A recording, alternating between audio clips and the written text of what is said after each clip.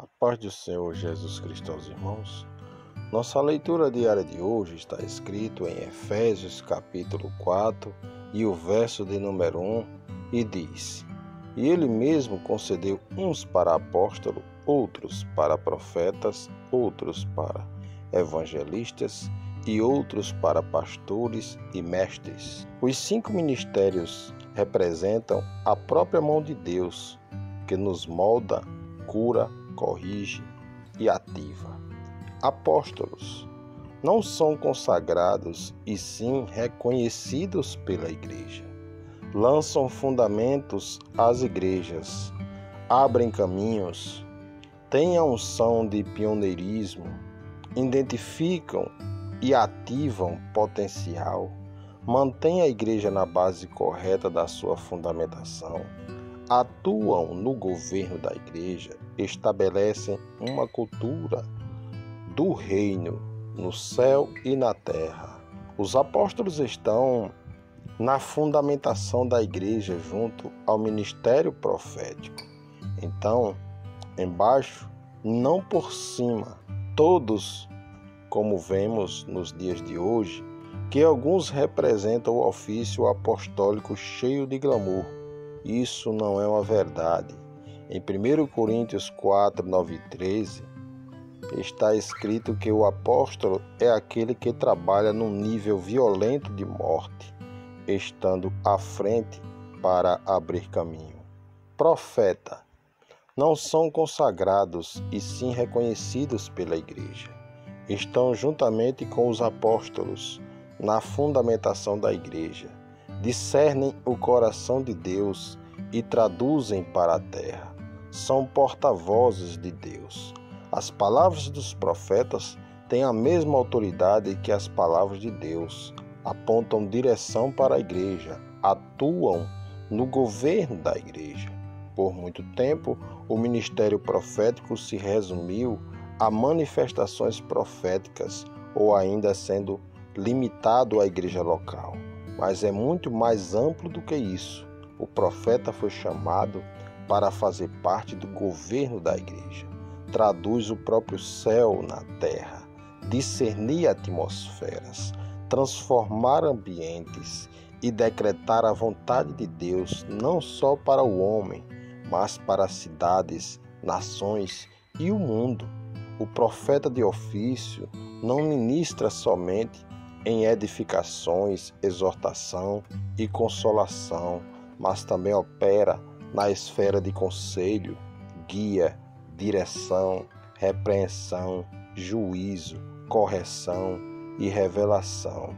Ele é comissionado por Deus com um chamado definido e é reconhecido pelo ministério local.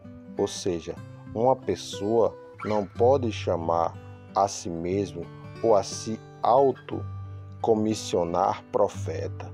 Deve ser fruto de reconhecimento das manifestações proféticas nele, assim como os apóstolos. Mestre, ponderam e trazem equilíbrio às revelações recebidas pelos apóstolos e profetas. Ensinam a palavra de forma didática e de fácil entendimento. Atuam no governo da igreja. Não é um ministério que apenas conhece o que se ensina, mas vive com a sua própria vida cada ensinamento e revelação. Sua vida é verdadeiramente uma carta viva. Com o auxílio do apóstolo e do profeta, o mestre atua fortemente no governo da igreja. Pastores participam ativamente na consolidação das pessoas, discipulam e acompanham de perto o crescimento de cada pessoa, aconselham, tratam feridas, traumas complexos, trazem de volta a identidade, ajustam a visão para que os filhos sejam lançados.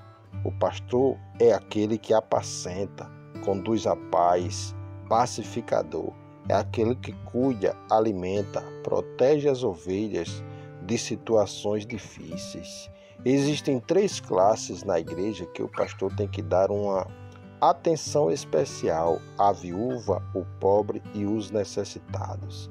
Estes o pastor tem que apacentar de forma afinca, pois sofrem muito, suas condições mexem com a fé de ambos. Por este motivo, requer uma atenção especial exclusiva do pastor. O pastor tem como característica principal o amor e compromisso com os filhos. Ele observa cada um atentamente, entendendo suas necessidades. Ama, cuida e sofre até que Cristo seja verdadeiramente gerado em cada um. Por alguns motivos, o ministério pastoral tem exercido seu papel de forma distorcida. A função de um pastor não é ocupar um cargo administrativo, nem mesmo se ocupar com tantas outras funções que cabem aos outros ministérios. Ele foi chamado para servir a igreja e ser compromissado com ela de forma exclusiva. Evangelistas atuam fortemente na sociedade, levam as pessoas a conhecerem a Cristo e as conduz até a igreja. Conscientizam a igreja da importância do evangelismo. Manifestam sinais e maravilhas. O evangelista é o braço externo da igreja. Ele se preocupa com as pessoas que estão fora da igreja e usa de estratégias para alcançá-las. Desta forma, ele também é um ministro que atua fortemente nas áreas de influência da sociedade.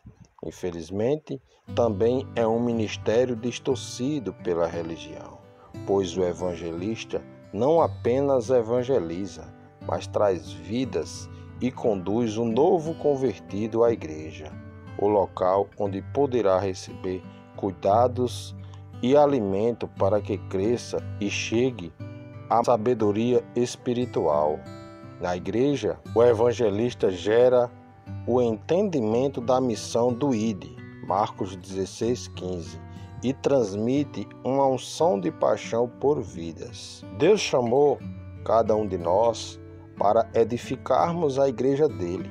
Deus chamou a cada um de nós para falar das boas novas para os perdidos, para passar a outros aquilo que ele tem nos ensinado, para cuidar uns dos outros, para plantar novas igrejas. Que nós possamos dizer sim a ele, que o nosso coração seja cheio de encargos por esta edificação e que no final, assim como Paulo disse, nós possamos crescer, avançar em unidade de fé e chegar no pleno conhecimento de Cristo Jesus.